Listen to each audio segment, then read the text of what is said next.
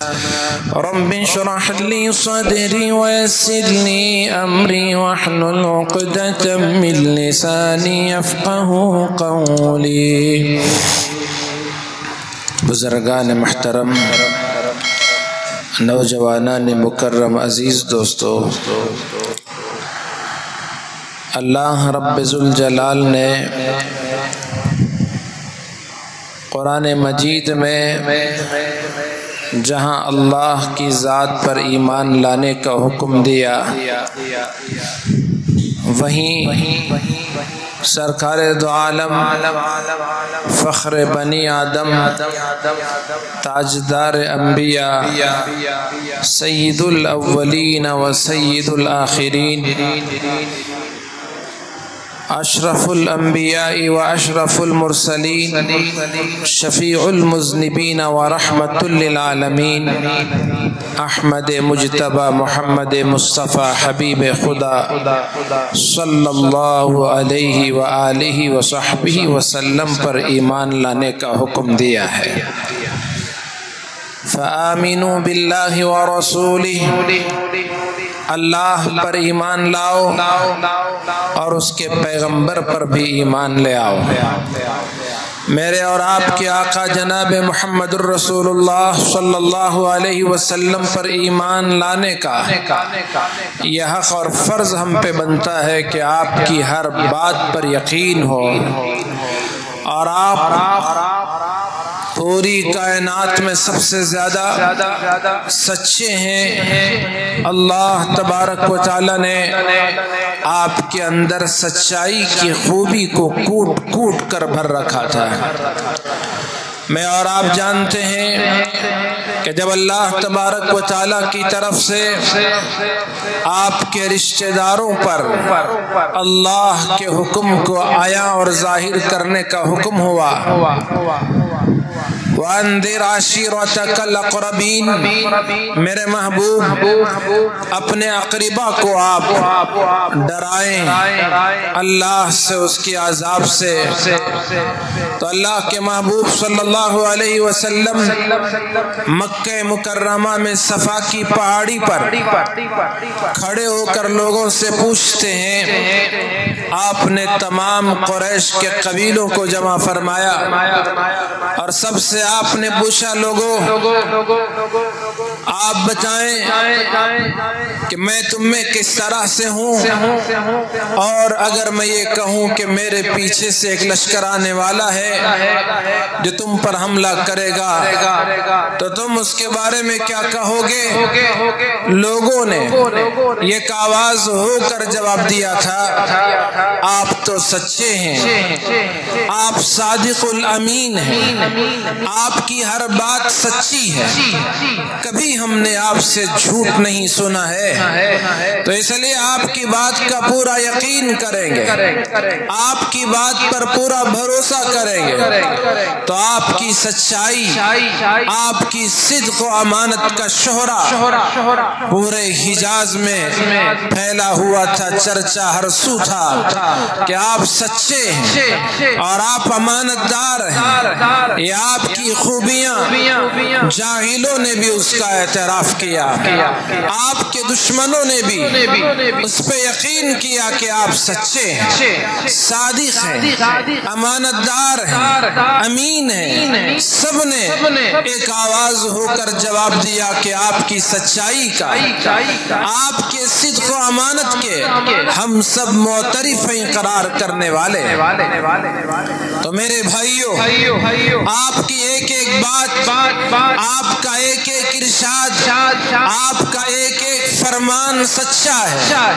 جب میرا اور آپ کا ایمان رسول اللہ پر ہے تو آپ کی ہر بات پر بھی میرے اور آپ کا ایمان اور یقین ہونا چاہیے۔ دشمنوں کو آپ کی باتوں کا یقین تھا، صحابہ کرام رضوان اللہ علیہ مجمعین آپ کی باتوں پر کامل یقین رکھتے، اور آپ نے جن کے بارے میں جو پیشن گوئیاں کی انہیں یقین تھا کہ قیامت آ سکتی ہے، لیکن رسول اللہ صلی اللہ علیہ وسلم کا کہا ہوا سچ ثابت ہو کر رہے گا اور وہ ظاہر ہو کر رہے گا۔ میں اور آپ جانتے ہیں ہجرت کے موقع پر سرکار دو عالم صلی اللہ علیہ وسلم حضرت ابو بکر کو ساتھ لیتے ہیں اور ساتھ لے کر آپ مدینہ منورہ کی طرف نکلتے ہیں۔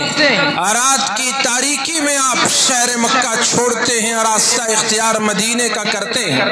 راستے میں جب آپ نکل گئے، ادھر مکے والوں میں یہ بات معلوم ہو گئی کہ ابو بکر اور محمد صلی اللہ علیہ وسلم دونوں نے مکہ چھوڑ دیا اور یہ نکل گئے۔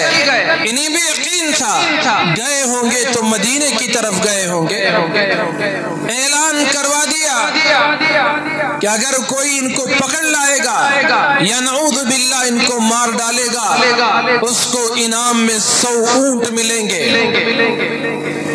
انہی میں سراقہ ابن مالک رضی اللہ تعالیٰ عنہ وہ خود فرماتے ہیں، میں اپنی ایک مجلس میں بیٹھے ہوئے تھا، ایک منادی نے ندا دی، پکارنے لگا، اعلان کیا کہ جو بھی ان دونوں کو پکڑے گا یا نعوذ باللہ قتل کر ڈالے گا یا ان کا پتہ بچائے گا، ان تک پہنچائے گا، تو اس کو 100 اونٹ انعام میں ملیں گے۔ سراقہ اپنے قبیلے کے بہادر انسان تھے، تنے تنہا اکیلے قافلوں کو لوٹ لیا کرتے تھے، بہادر تھے، جری تھے اور دلیری تھی، شمشیر زن تھے، تیر انداز سے، جانباز سے، سب کچھ سے، اور ان کو اپنی غیرت بھی تھی۔ باوجود اس کے جب لالچ کی بات ان کے سامنے آئی تو انہوں نے اپنی باندی کو حکم دیا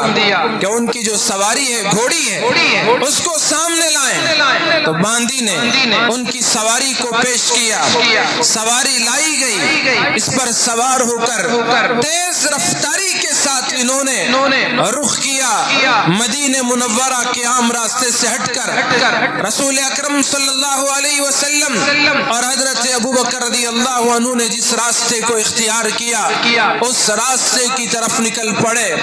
حضرت ابو بکر خود حضرت سراقہ فرماتے ہیں محمد صلی اللہ علیہ وسلم اطمینان کے ساتھ آگے بڑھ رہے ہیں، آپ ادھر ادھر نہیں دیکھتے تھے، لیکن حضرت ابو بکر کبھی ادھر دیکھتے ہیں، کبھی ادھر دیکھتے ہیں، کبھی پیچھے مڑتے ہیں، کبھی آقا ہیں تو حضرت ابو بکر سامنے چلے جاتے ہیں تاکہ آپ کی حفاظت میں یہ دیکھ سکیں کہ سامنے سے کوئی خطرہ تو نہیں، اور کبھی آپ سے تھوڑا پیچھے آ جاتے اس لیے کہ دیکھیں کہیں پیچھے سے کوئی خطرہ تو نہیں۔ یہ صدیق اکبر رضی اللہ تعالی عنہ آپ کی حفاظت پر، آپ کے ساتھ، آپ کے ہمراہ پوری طرح چوکنا، کبھی دائیں جانب مڑ کر دیکھتے ہیں، کبھی لیفٹ سائیڈ بائیں طرف مڑ کے دیکھتے ہیں۔ سراقہ نے بھی اس کی گواہی دی کہ ابو بکر کبھی ادھر دیکھتے ہیں، کبھی ادھر دیکھتے ہیں، لیکن محمد الرسول اللہ صلی اللہ علیہ وسلم اطمینان کے ساتھ آگے بڑھ رہے ہیں۔ ابو بکر نے جب پیچھے مڑ کے دیکھا، سراقہ کو دیکھ لیا کہ تیز رفتار سواری پر سراقہ ان کی طرف بڑھ رہے ہیں، تو انہوں نے رسول اکرم صلی اللہ علیہ وسلم سے عرض کیا، یا رسول اللہ ہمارے پیچھے سراقہ آ رہا ہے۔ رسول اکرم صلی اللہ علیہ وسلم نے فرمایا پریشان ہونے کی کوئی بات نہیں، آنے دے۔ سواری آگے بڑھ رہی تھی، وہ قریب تھا تو آپ کے قریب پہنچے، ارادہ غلط تھا، نیت درست نہ تھی۔ اللہ کے نبی علیہ السلام نے اللہ سے دعا کی، ہاتھ اٹھائے، اے اللہ نیت اگر بری ہے تو اس سے ہماری حفاظت فرما۔ اسی وقت حضرت سراقہ خود فرماتے ہیں کہ میری گھوڑی کے پاؤں زمین میں دھنس گئے، میں نیچے اترا، اسے نکالنا چاہا، پھر اللہ کے نبی سے امان مانگی، آپ مجھے امان دے دیں، آپ مجھے امان دے دیں۔ میں آپ کی طرف پھر आगे नहीं बढ़ूंगा। अल्लाह के नबी ने दुआ फरमाई, पैर निकल गए।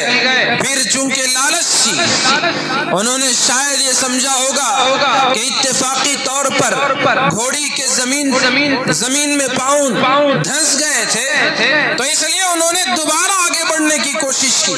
अल्लाह के नबी ने दूसरी मर्तबा दुआ फरमाई, फिर से उनके सवारी के पाँव जमीन में धंस गए और इस बार इतनी तेजी से धंसे खुद नीचे गिर पड़े। अब उनको होश आ गया, इनके साथ तो अल्लाह की मदद है और इनका दीन पूरी दुनिया में गालिब आकर रहेगा। अमान मांगी, या रसूल अल्लाह मुझे अमान दे दें। अल्लाह के नबी अलैहिस्सलाम ने साथ में जो आमिर बिन फुहैरा थे उनको हुक्म दिया कि अमान का एक खत लिखकर, एक दस्तावेज लिखकर इनके हवाले करें। उस वक्त रसूल अकरम सल्लल्लाहु अलैहि वसल्लम ने इरशाद फरमाया, ऐ सुराका, उस वक्त तुम्हारा क्या हाल होगा, तुम्हारी क्या कैफियत होगी जब किसरा के, उस वक्त ईरान का बादशाह जो किसरा कहलाता था, सुपर पावर ताकत, दुनिया की सबसे बड़ी ताकत, उसके सामने कोई ताकत नहीं टिक सकती थी। दुनिया की सबसे बड़ी ताकत, सबसे बड़ी फौज का, सिपाहियों का, मिलिट्री का ये बादशाह, ताकतवर बादशाह, उसके बारे में हुजूर ने फरमाया, सुराका उस वक्त कैसा होगा, तुम्हारा क्या हाल होगा जब किसरा के कंगन तुम्हारे हाथों में पहनाए जाएंगे।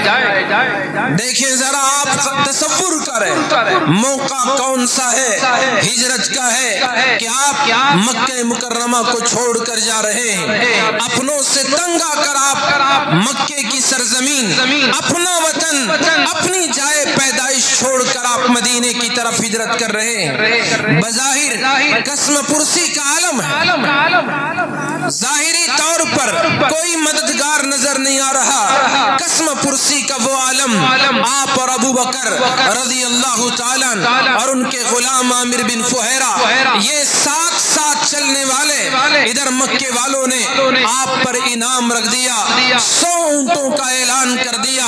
लालच में सुराका भी उसी के लिए निकले हुए, लेकिन अल्लाह के नबी ने फरमाया, ए सुराका, उस वक्त तुम्हारा क्या हाल होगा जब किसरा के कंगन तुम्हारे हाथों पहनाए जाएंगे। कोई बात समझ में आने वाली न थी। सुराका वापस हो गए, अबू जहल को तलाश किया और उससे कहा, ए अबू जहल, उस वक्त अबू जहल का जो लक़ब था मक्के में अबुल हिकम था। हिकम हिकमत की जमा है, हिकमत इल्म, दानाई, उलूम को हिकम कहते हैं। तो इतने इल्म वाला, उलूम वाला, हिकमतों वाला अबू जहल था, लेकिन दिमाग की बात सुनता, दिल की बात को कबूल नहीं करता था। जिन लोगों ने दिल की बात को कबूल किया, उन्होंने अल्लाह के नबी पर ईमान लाया और ईमान कबूल किया, दुनिया भी उनकी बन गई, आखिरत भी कामयाब हो गई। दुनिया में भी हुकूमतें उनके पाँव में, तख्तो ताज उनके ठोकरों में गिर पड़े, क्योंकि उन्होंने अल्लाह के नबी अलैहिस्सलातु वस्सलाम पर ईमान लाया था, वो मुसलमान हो गए। लेकिन अबू जहल, जिसका लक़ब तो अबुल हिकम था, ये सुराका अबुल हिकम अबू जहल के पास गए और उससे कहा, मैं ऐसी चीज देख कर आया हूँ, ऐ अबुल हिकम, अगर तू भी सामने मौजूद होता, जिस वक्त मेरी घोड़ी के पाँव जमीन में धंसे, वो मंजर देखता, तो भी यकीन कर लेता कि वो सच्चे नबी हैं, वो अल्लाह के बरगुज़ीदा बंदे हैं और अल्लाह की मदद उनके साथ है, उनके मामले को कोई खत्म नहीं कर सकता। अबू जहल जानता था कि आपके उनके भतीजे मुहम्मदुर रसूलुल्लाह सल्लल्लाहु अलैहि वसल्लम सच्चे हैं। उसे यकीन था कि आपकी हर बात सच्ची, आपकी हर अदा सच्ची, आप अल्लाह के सच्चे नबी हैं। लेकिन لیکن وہ ہمیشہ اپنے دماغ کی سنتا تھا، اپنے خیالات میں کھویا ہوا، اپنی سرداری کے ختم ہو جانے کا خوف اس نے اس کو ایمان لانے سے دور رکھا تھا۔ آج بھی ہم اپنے دماغ کی سنتے ہیں، وہ جو خیالات گزرتے ہیں اسی کے مطابق زندگی گزارتے ہیں۔ میرے بھائیوں، ہماری عقل اللہ کے نبی کی عقل کے سامنے کوتا ہے، ہماری نظر رسول اللہ صلی اللہ علیہ وسلم کی نظر کے سامنے بالکل چھوٹی ہے۔ میری نظر اس دیوار تک، دیوار ہٹا دیا جائے تو کچھ فاصلے تک، اس کے بعد ہمیں نظر نہیں آتا۔ میرے اور آپ کے آقا محمد الرسول اللہ قربان جائیں، آپ کی نظر پر آپ نماز کے لیے رکعت باندھ کر محراب میں کھڑے ہوئے ہیں، آپ نماز میں ہیں، اسی نماز میں آپ آگے بڑھ رہے ہیں، آگے بڑھ رہے ہیں، آگے کی دیوار تک آپ پہنچ گئے، پھر آپ اسی رکعت باندھے ہوئے نماز کی حالت میں آپ پیچھے پیچھے ہٹ رہے ہیں، یہاں تک کہ آپ پہلی صف کے قریب پہنچ جاتے ہیں۔ نماز سے فارغ ہوئے صحابہ نے پوچھا، یا رسول اللہ، یا رسول اللہ، ہم نے آپ کو کبھی ایسا کرتے نہیں دیکھا، نماز میں آپ آگے دیوار تک پہنچ گئے تھے اور پیچھے آپ آئے تو پھر ہمارے تک پہنچ گئے تھے، کیا واقعہ، کیا بات پیش آئی؟ اللہ کے نبی علیہ السلام نے ارشاد فرمایا، میرے صحابہ نماز میں میرے سامنے جنت کو کھول دیا گیا تھا، آپ زمین پر ساتوں آسمان کے اوپر اللہ نے جنت بنائی، اللہ نے اپنے محبوب کو ایسی نظر دی کہ اللہ تبارک و تعالیٰ نے جنت کے وہ مناظر رسول اکرم صلی اللہ علیہ وسلم زمین پر ہیں، آپ نے وہ مناظر دیکھے، وہ باغات دیکھے، آپ نے ارشاد فرمایا وہ جو انگور کے خوشے لگے ہوئے تھے، میرا دل چاہا کہ میں ان کے قریب پہنچ جاؤں، اس لیے میں آگے بڑھ رہا تھا۔ آپ پیچھے ہٹے، اس کی کیا وجہ؟ آپ نے فرمایا جہنم کے جو مناظر دیکھے اس کی وجہ سے میں پیچھے ہٹ رہا تھا۔ آپ دنیا میں نظر آپ کو اللہ پاک نے ایسی عطا فرمائی، آپ کی نظر مبارک اتنے عمدہ اور بہترین کہ زمین پر ہیں جنت کے مناظر۔ جنت تو ایک چھوٹی چیز ہے، اللہ کے محبوب کو اللہ نے وہ نظر دی تھی جسے اللہ نے اپنا دیدار اپنے محبوب کو کروایا۔ سبحان الذی اسرا بعبدہ لیلا من المسجد الحرام الى المسجد الاقصى الذي باركنا حوله لنريه من آیاتنا۔ آپ کو آسمان و زمین کی عجائبات اللہ تبارک و تعالی نے دکھائے، آپ کو فکان قاب قوسین او ادنا، اپنے قریب بلایا اور اپنا دیدار کروایا۔ السلام علیک ایھا النبی ورحمۃ اللہ وبرکاتہ، اپنے پاس بلا کر اللہ نے فرمایا سلامتی ہو میرے محبوب، اے نبی آپ پر سلامتی ہو، اللہ کی رحمت ہو، اس کی برکتیں ہو۔ اپنے قریب اللہ نے آپ کو بلایا اور وہ مقام عرش پر بلا کر اللہ نے اپنا دیدار کروایا۔ نظر رسول اکرم صلی اللہ علیہ وسلم کے اتنے عمدہ، آپ کی عقل، آپ کی اللہ سے محبت، آپ کی عبادت، ہر چیز میں اللہ پاک نے آپ کو نمایاں خصوصیت سے نوازا تھا۔ میرے اور آپ کے آقا جناب محمد الرسول اللہ صلی اللہ علیہ وسلم کی ایک ایک بات پر صحابہ اسی لیے یقین کرتے تھے۔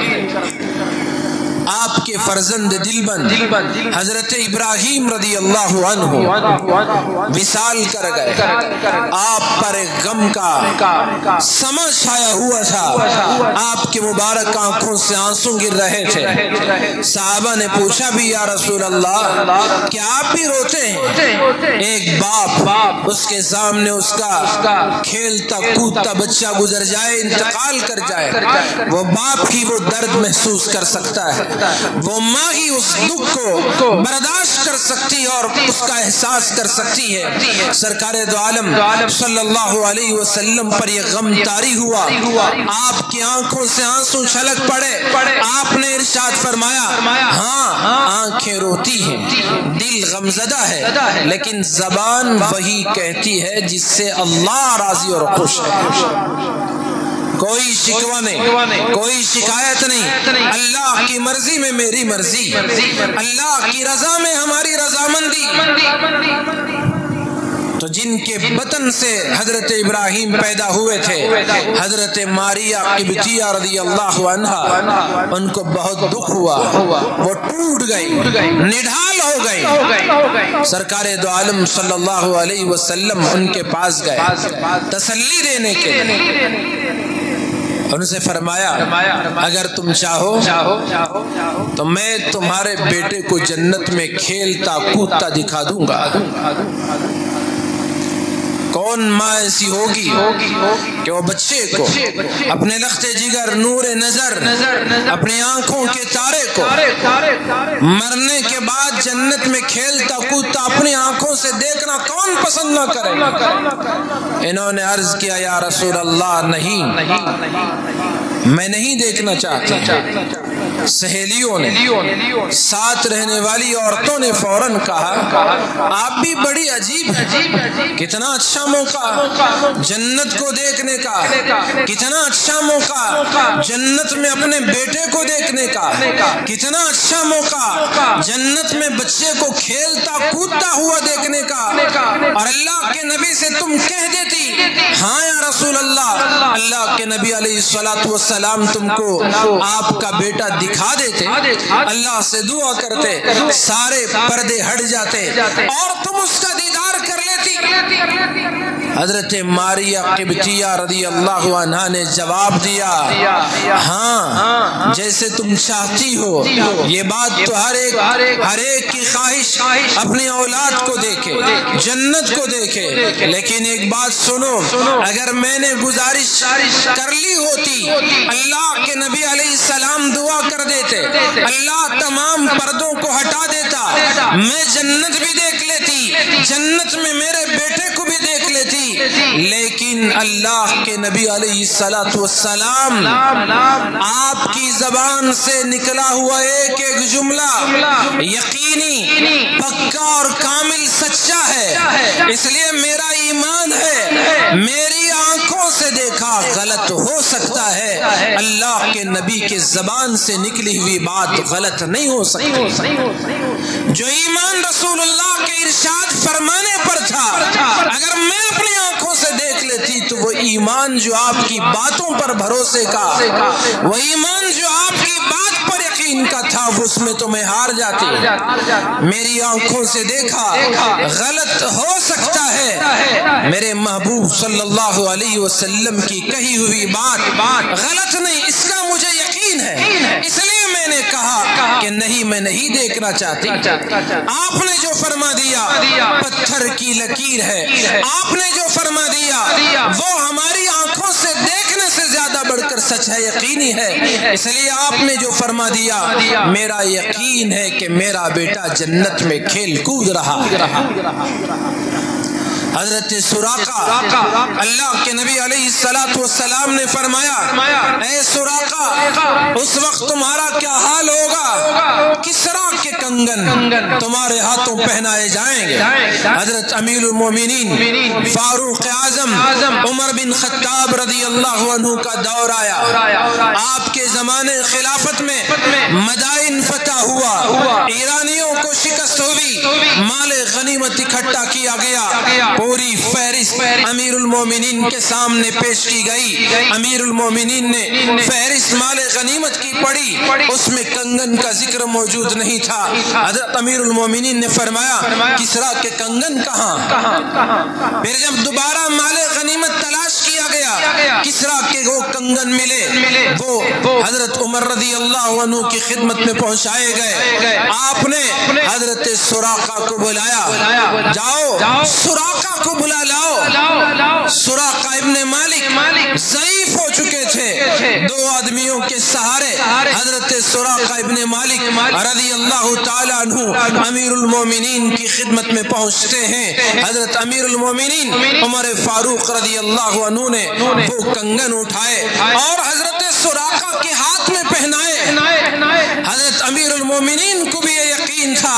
آپ نے جب فرما دیا کہ ایران فتح ہوگا، اس کے کنگن ملیں گے، سراقہ کو یہ پہنایا جائے گا، سراقہ کے ہاتھوں میں یہ کنگن ہوگے، کہاں ایک غلام، کہاں عرب کا یہ باشندہ، کہاں ایران جیسی سپر پاور طاقت۔ اور حضرت امیر المومنین کو بھی یہ یقین اس طرح کامل کہ اللہ کے نبی نے فرما دیا تو کنگن بھی ہمارے قدموں میں پہنچنا ہے، ہماری خدمت میں پہنچنا ہے۔ انہوں نے حکم دیا کہ کنگن نہیں ہے، دوبارہ تلاش کیا گیا، کنگن ملے تو وہ کنگن حضرت سراقہ رضی اللہ عنہ کے ہاتھوں پہنائے گئے۔ آپ کی ایک ایک بات پر پورا ایمان و یقین۔ غزوہ تبوک کے موقع پر کچھ لوگ پیچھے رہ گئے، غزوے میں سرکار مدینہ صلی اللہ علیہ وسلم کے ساتھ شریک نہ ہو سکے، اور کچھ آئے لیکن دھیرے دھیرے پیچھے ہو گئے۔ آپ کو اس کی اطلاع دی جاتی کہ فلاں پیچھے رہ گئے، آپ فرماتے جانے دیں، نیت اچھی ہے تو ٹھیک ہے۔ تو اس طرح سے معاملہ ہوتا رہا۔ اتنے میں حضرت ابو ذر غفاری رضی اللہ تعالیٰ عنہ کی بھی بات سامنے آئی۔ لوگوں نے کہا یا رسول اللہ ابو ذر بھی پیچھے رہ گئے، آپ نے فرمایا نیت درست ہے تو ٹھیک ہے، کوئی بات نہیں، جانے دیں۔ اصل مسئلہ یہ ہوا کہ ان کی سواری، ان کا اونٹ سست ہو چکا تھا، جس کی وجہ سے وہ آگے نہیں بڑھ رہا تھا، تو انہوں نے اس پر جو سامان تھا اس کو اپنے ہی پیٹھ پر لادا اور پیدل آگے بڑھنا شروع کیا۔ اگلی منزل پر رسول اکرم صلی اللہ علیہ وسلم رکے، تو وہ جب رکے یہ پیچھے سے چلتے چلتے آپ کی طرف آگے بڑھ رہے تھے۔ غبار اٹھتا ہوا لوگوں نے دیکھا تو آپ سے عرض کیا یا رسول اللہ کوئی پیچھے سے آ رہا ہے۔ آپ نے فرمایا ہو سکتا ہے ابو ذر ہوں گے، اور جب دیکھنے والے نے غور سے دیکھا تو ہاں وہ ابو ذر غفاری رضی اللہ تعالیٰ عنہ۔ آپ نے اس وقت جو آپ کے قریب لوگ موجود تھے ان سے فرمایا کہ ابو ذر تنہا آ رہا ہے، تنہا جیے گا، تنہا مرے گا، قیامت میں تنہا اٹھایا جائے گا، اور اس کی تکفین، اس کے کفن دفن کا انتظام ایک جماعت کرے گی۔ حضرت ابو ذر غفاری رضی اللہ تعالیٰ عنہ سرکار دو عالم صلی اللہ علیہ وسلم کے وصال کے بعد ان کو مدینے میں رہنا دشوار ہو گیا، ملک شام چلے گئے۔ حضرت ابو ذر کے بارے میں یہ بات موجود ہے کہ وہ اس امت کے زاہد تھے، جیسے حضرت عیسیٰ علیہ السلام کے بارے میں ہے کہ وہ زاہد، تو اسی طرح حضرت ابو ذر بھی زاہد، دنیا سے کوئی ان کا تعلق نہیں، جو کچھ آج کمائی ہوئی، جتنا کھانا کھا لیا، کل کے لیے جمع کر رکھنا حضرت ابو ذر کی عادت نہیں۔ وہ اس کو اسی دن خیرات کر دیتے، اسی دن صدقہ کر دیتے۔ جو صحابہ مال جمع کرتے ان سے ناراض ہوتے کہ تم نے یہ کیا کر رکھا ہے۔ سرکار دو عالم صلی اللہ علیہ وسلم کا دور یاد دلاتے اور صحابہ سے بحث کرتے، اپنے ساتھیوں سے بحث کرتے کہ تم نے مال جمع کر لیا۔ ملک شام میں ادھر مسلمانوں کی فتوحات کا سلسلہ جاری تھا، ہر جگہ سے مال غنیمت آتا، لوگوں کے جینے کا انداز بدلنے لگا۔ حضرت ابوبکر رضی اللہ عنہ کا وصال ہوا اور غمزدہ ہوئے، پھر حضرت امیر المومنین فاروق اعظم رضی اللہ عنہ کا دور خلافت آیا تو اس میں بھی وہ فتوحات کا سلسلہ جاری رہا۔ پھر حضرت عثمان کا دور آیا، یہ ملک شام میں تھے، حضرت امیر معاویہ رضی اللہ تعالیٰ شام کے حاکم اور گورنر تھے، تو ان کو وہاں جو مال کی فراوانی اس سے ہمیشہ حضرت ابو ذر دیگر صحابہ سے بحث کیا کرتے تھے۔ تو حضرت امیر معاویہ نے حضرت عثمان غنی کو خط لکھا کہ آپ ابو ذر کو مدینہ بلا لیں تو بہتر ہوگا، یہاں کی فتوحات، مال کی فراوانی ابو ذر کو وہ سجدتا نہیں، اس لیے بحث ہوتی ہے اور کہیں معاملہ بگڑ نہ جائے، اس لیے انہوں نے گزارش کی مدینہ بلا لیا جائے ابو ذر غفاری کو تو بہتر ہوگا۔ حضرت ابو ذر غفاری رضی اللہ تعالیٰ یہ وہ صحابی ہیں جب ان کو مکہ مکرمہ میں کوئی نبوت کا دعویٰ کرنے والے آئے ہیں، توحید کی طرف بلانے والے آئے ہیں، انہوں نے اپنے بھائی کو مکے بھیجا تھا، جاؤ حالات کا پتہ لگا کے آؤ، کون ہے وہ اسلام کی دعوت دینے والا، کون ہے وہ توحید کا اعلان کرنے والا، کون ہے وہ نبوت کا دعویٰ کرنے والا۔ ان کے بھائی آئے، حضرت انیس رضی اللہ تعالیٰ عنہ، انہوں نے مکے کا حال دیکھا اور جا کے بتایا کہ ہاں ان کے اخلاق بہت عمدہ ہے، اچھے انسان ہیں، ان کو تسلی نہ ہوئی، خود مکے کی طرف آ گئے اور آ کے وہ خود اپنی داستان سناتے ہیں۔ کسی سے پوچھنا ان کو سمجھ میں نہیں آیا، کسی سے نہیں پوچھا، مسجد حرام میں کعبۃ اللہ میں پہنچ گئے، صرف ان کی غذا ان کا پانی زمزم تھا۔ ایک دن گزرا، دوسرے دن حضرت علی سے ملاقات ہوئی، حضرت علی نے پوچھا آپ تو مکے کے نہیں، باہر سے آئے ہو؟ کہا ہاں میں باہر سے آیا ہوں۔ کیا بات؟ جس کام کے لیے آئے کام ہو گیا؟ کہا نہیں، جس کی تلاش میں ہوں وہ تو نہیں ملا۔ اچھا ٹھیک ہے، چلے میرے گھر آئے، انہوں نے مہمان نوازی کی، کھلایا پلایا، اور انہوں نے وہاں بھی حضور کے بارے میں کچھ بات نہیں کی، خاموشی اختیار کی کہ خود آنکھوں سے دیکھ لوں، پتہ لگا لوں، بولوں تو ہو سکتا ہے کہ کوئی بات بگڑ جائے، کوئی مسئلہ پیدا ہو جائے، مشکل کھڑی ہو جائے، اس لیے اپنے دل کی بات اور راز کو ظاہر نہ کیا۔ دوسرے دن حرم میں دیکھا، حضرت علی دوبارہ آئے، پھر پوچھا کیا تمہارا کام ہو گیا؟ ملاقات ہو گئی؟ منزل کا پتہ لگا لیا؟ کہا نہیں۔ دوسرے دن بھی حضرت علی اپنے گھر لے گئے اور انہیں کھلایا پلایا۔ اب خود حضرت علی نے پوچھ لیا بتاؤ کیا بات ہے، کیوں مکہ آئے تھے، کس کے لیے آئے تھے، کس کی تلاش میں آئے تھے؟ انہوں نے جواب دیا پہلے وعدہ کرو میں جو بات کہہ رہا ہوں کسی کو بتاؤ گے تو نہیں، راز ظاہر تو نہیں کرو گے؟ تو اس پر انہوں نے وعدہ بھروسہ دلایا کہ آپ اطمینان رکھیں، یقین رکھیں کہ آپ کا راز کسی کو نہیں بتاؤں گا۔ پھر انہوں نے دبے الفاظ میں کہا میں نے سنا کہ کوئی یہاں نبوت کا دعویٰ کرنے آیا ہے، اللہ کی طرف توحید کی طرف بلا رہا ہے، میں ان سے ملنے ان کی باتوں کو سننے کے لیے یہاں آیا ہوں۔ حضرت علی نے فرمایا مبارک ہو، خوشخبری ہو، آپ نے سیدھا راستہ پا لیا، میرے پیچھے آنا، میں جس گھر میں داخل ہوں تم بھی خاموشی کے ساتھ اس گھر میں داخل ہو جانا۔ اور دور وہ تھا ظلم کا، بربریت کا، ستانے کا، ایذا رسانیوں کا، راستے میں کانٹے بچھانے کا، پتھروں سے لہو لعان کرنے کا اور مار پیٹ کا ماحول تھا۔ اس وقت چھپ چھپ کر مسلمان کلمے کی، ایمان کی دعوت دیتے، نماز پڑھتے تو چھپ کر پڑھتے تھے۔ یہ حالات ایسے ماحول میں حضرت علی کے پیچھے پیچھے ابو ذر غفاری، حضرت علی نے یہ بھی فرما دیا کہ اگر میں کوئی خطرہ محسوس کروں تو میں اپنے چپل درست کرنے کے بہانے میں اپنا راستہ دوسری طرف اختیار کر لوں گا اور تم اس گھر میں داخل ہو جانا۔ حضرت ابو ذر نے فرمایا ٹھیک ہے۔ حضرت علی کے ساتھ پیچھے پیچھے حضرت ابو ذر اس گھر میں پہنچ گئے جہاں کائنات کے سردار، ہم سب کے آقا و مولا محمد الرسول اللہ صلی اللہ علیہ وسلم تشریف فرما تھے۔ اور آپ سے عرض کیا یا رسول اللہ آپ اپنی نبوت کی، اپنے ایمان کی، اسلام کے بارے میں بتائیں۔ اللہ کے نبی علیہ السلام نے اسلام کا اور ایمان کا تذکرہ کیا۔ حضرت ابو ذر کلمہ پڑھ کر مسلمان ہو جاتے ہیں، حق کی تلاش میں تھے، جستجو تھی، تڑپ تھی کہ حق کو پالو، اللہ نے راستے کھول دیے اور وہاں پہنچا دیا جہاں حق موجود تھا۔ ایمان قبول کر لیتے.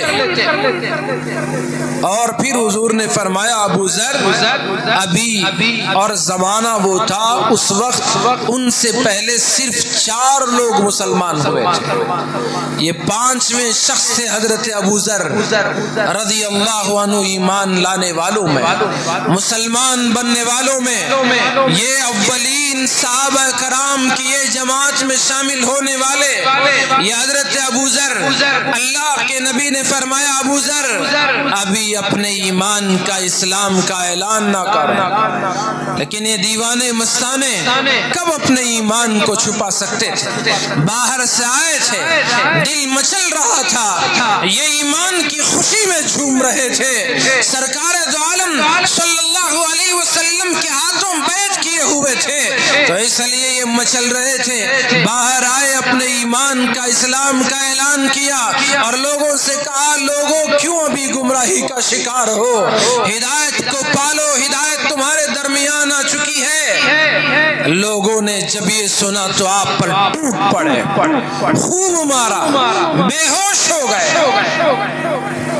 اگلے دن پھر حضور نے ارشاد فرمایا کہ نہ کرو، لیکن انہوں نے اعلان کیا. بالآخر کچھ لوگ مکہ مکرمہ کے وہ حضرت ابو ذر اور قبیلے غفار کو جانتے تھے.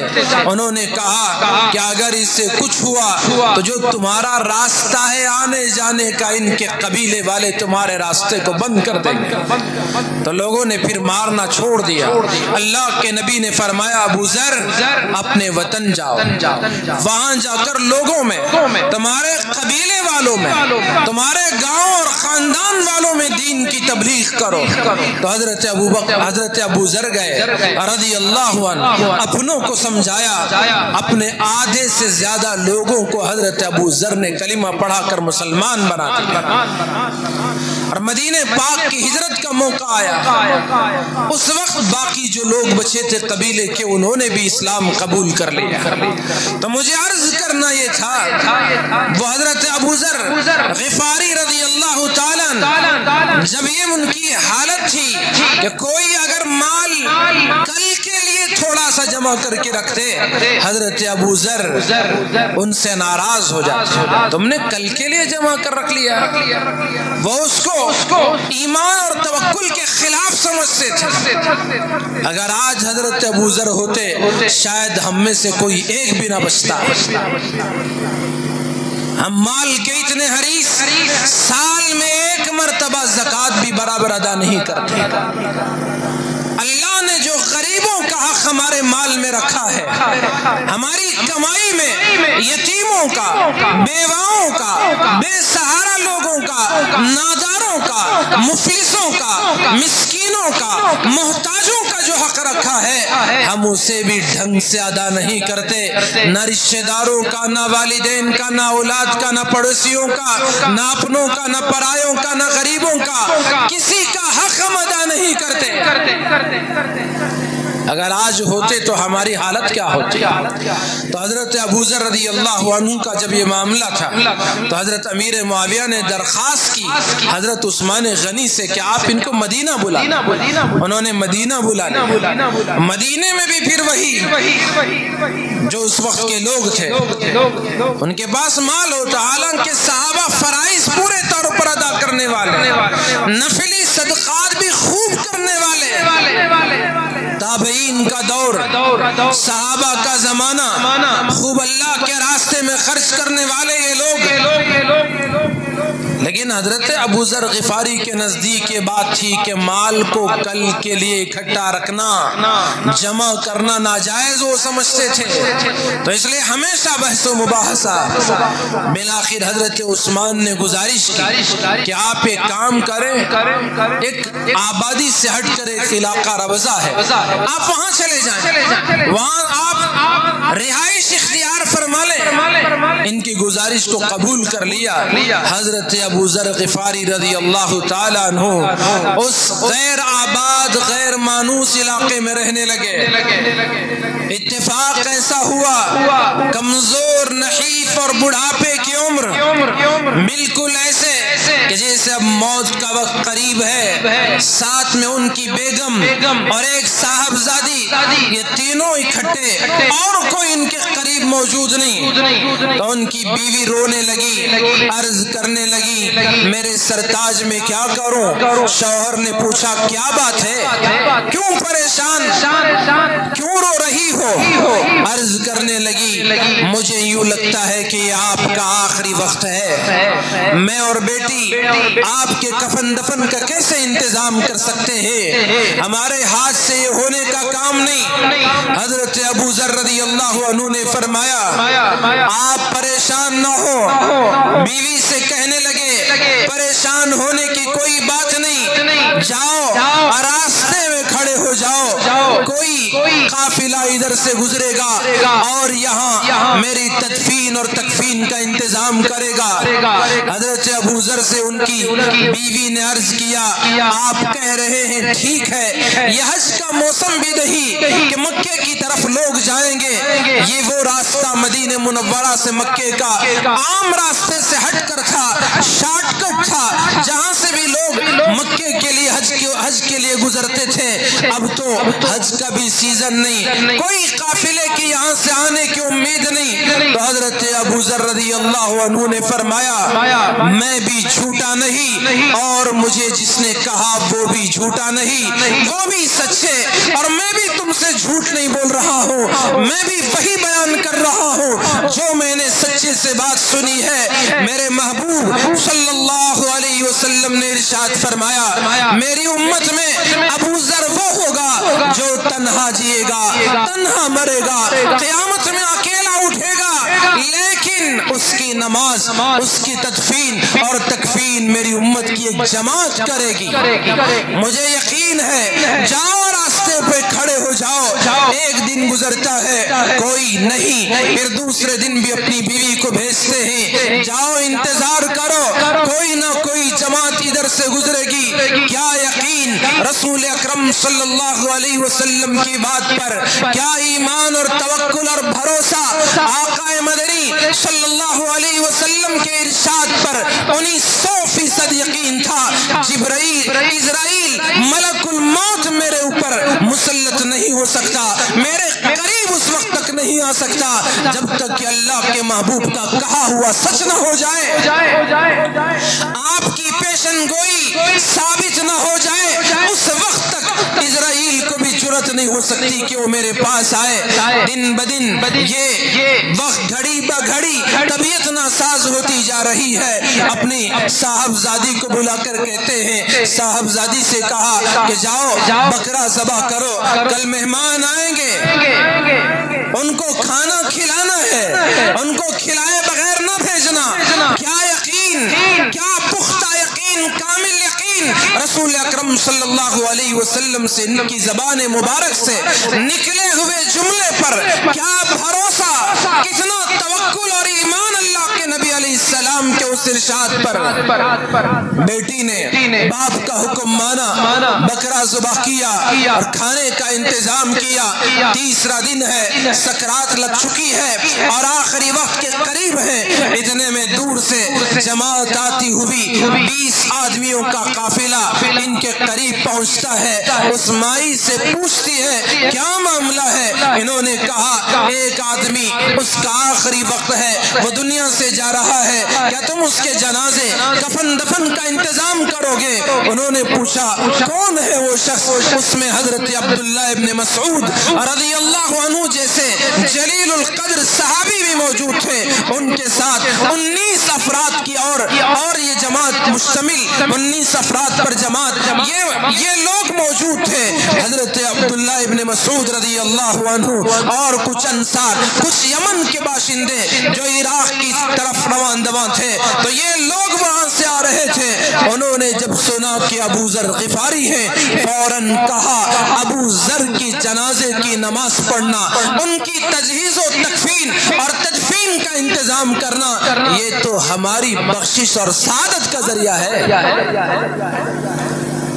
یہ لوگ آئے غسل کا جیسے قریب آئے حضرت ابو ذر غفاری رضی اللہ عنہ اللہ کے یہ لاڑیلے برگزیدہ بندے رسول اللہ صلی اللہ علیہ وسلم کے شہید صحابی اور اولین مسلمانوں میں حضرت ابو ذر غفاری رضی اللہ تعالیٰ عنہ انتقال کے بعد تجہیز و تکفین ہوئی، انتقال سے پہلے انہوں نے ان لوگوں سے بات کیا، کہنے لگے تم میں سے کوئی آدمی جس نے حکومت کے کسی بھی کام میں حصہ لیا، چاہے حکومت کا چھوٹا سے چھوٹا کام، خط پہنچانے کا کام ہی کیوں نہ ہو یا کوئی اور کام ہی کیوں نہ ہو، وہ مجھے کفن نہ دے، وہ میری نماز نہ پڑھائے۔ ذرا اندازہ لگائیں کتنا زہد تھا، کتنا ان دنیا سے کیسی بے رغبتی تھی۔ حکومت کون سی؟ آج کی حکومت نہیں، سیاست کون سی؟ آج کی سیاست نہیں۔ خلفائے اربعہ، صدیق اکبر، حضرت عمر فاروق، عثمان غنی رضی اللہ تعالیٰ عنہ، حضور کے داماد ذوالنورین، حضور نے فرمایا جب آپ کی صاحبزادیاں حضرت عثمان کے نکاح میں تھیں، ایک انتقال کر گئی، آپ نے دوسری صاحبزادی کو دے دیا، وہ بھی انتقال کر گئی، حضور نے فرمایا اگر 100 بیٹیاں ہوتی ایک کے بعد دیگر میں حضرت عثمان کو دے دیتا۔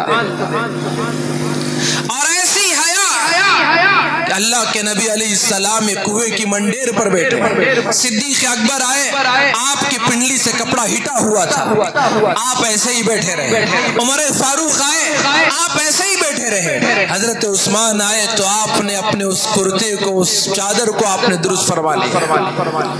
کیوں؟ آپ نے فرمایا عثمان حیادار ہے۔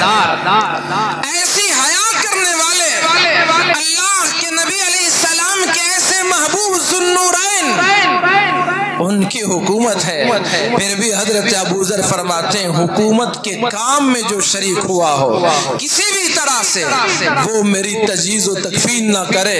ایک نوجوان اس میں موجود تھے انصاری، انہوں نے کہا کہ ابو ذر رضی اللہ تعالیٰ عنہ، اے چچا، میرے پاس جو کپڑا ہے میری ماں نے خود اپنے ہاتھوں سے اسے بنایا اور میں کبھی حکومت کے کسی کام میں شامل نہیں رہا، کسی بھی طرح سے میرا کوئی تعلق اور علاقہ حکومت کے کاموں سے نہیں رہا، اور میری ماں نے یہ چادریں میرے احرام کے لیے بنائی ہیں۔ تو حضرت ابو ذر نے فرمایا کہ آپ میری تجہیز و تکفین کا انتظام کریں۔ جب تجہیز و تکفین ہو گئی، اس کے بعد میں ان کی صاحبزادی نے حضرت عبداللہ ابن مسعود سے کہنے لگی چچا حلم الی الطعام، آئے کھانا کھائیں۔ تو ان کو تعجب ہوا، اتنی جلدی تم نے کھانا تیار کر لیا؟ ابھی تو کچھ دیر پہلے ہم آئے، تجہیز و تکفین، اتنے میں تم نے کھانا بنا لیا؟ اس پر ان کی بیٹی نے جواب دیا چچا اصل میں بات یہ ہے کہ آپ لوگوں کے آنے سے پہلے ہی میرے ابو نے مجھے کہا کہ مہمان آنے والے ہیں وہ بھوکے نہ جائیں، ان کے لیے کھانے کا انتظام کر دینا۔ حضرت عبداللہ ابن مسعود رضی اللہ عنہ نے فرمایا ہائے ابو ذر، تیری سخاوت، جیتے جی نے بھی تو سخاوت کا مظاہرہ کیا اور مر کر بھی تو نے سخاوت نہ چھوڑی۔ مجھے عرض کرنا صرف اور صرف یہ ہے، ان صحابہ کرام کی اس مقدس جماعت کو رسول اللہ صلی اللہ علیہ وسلم کی ہر بات پر کامل و مکمل یقین تھا، کاش مجھے بھی آپ کو بھی یہ یقین نصیب ہو جائے۔ فآمنوا باللہ ورسولہ، اللہ نے حکم دیا اللہ پر ایمان لاؤ، اس کے پیغمبر پر ایمان لاؤ، یعنی آپ کی ہر بات پر ایمان لاؤ، آپ کے ہر ارشاد پر یقین کرو، آپ نے جن چیزوں میں کامیابی بیان کی اسی میں کامیابی، جن چیزوں میں ناکامی بیان کی میرے رب کی قسم انہی میں ناکامی کامیابی، لیکن ہم ہیں اپنی عقل کی سنتے ہیں اور عقل سے دھوکہ کھا جاتے ہیں. ہمیں دنیا سمجھ میں آتی ہے، دنیا داری سمجھ میں آتی ہے، اللہ اور اس کے رسول کی باتیں سمجھ میں نہیں آتی. اللہ تبارک و تعالی مجھے بھی آپ کو بھی سمجھنے کی توفیق عطا فرمائے، ہمیں آپ کی ہر بات پر کامل یقین نصیب فرمائے. اللہ کے نبی علیہ السلام کے ہر ارشاد کو دل و جان سے چاہ کر یقین کرتے ہوئے اس پر عمل کرنے کی ہم سب کو توفیق عطا فرمائے. آمین ثم آمین. وآخر دعوانا ان الحمد للہ رب العالمین.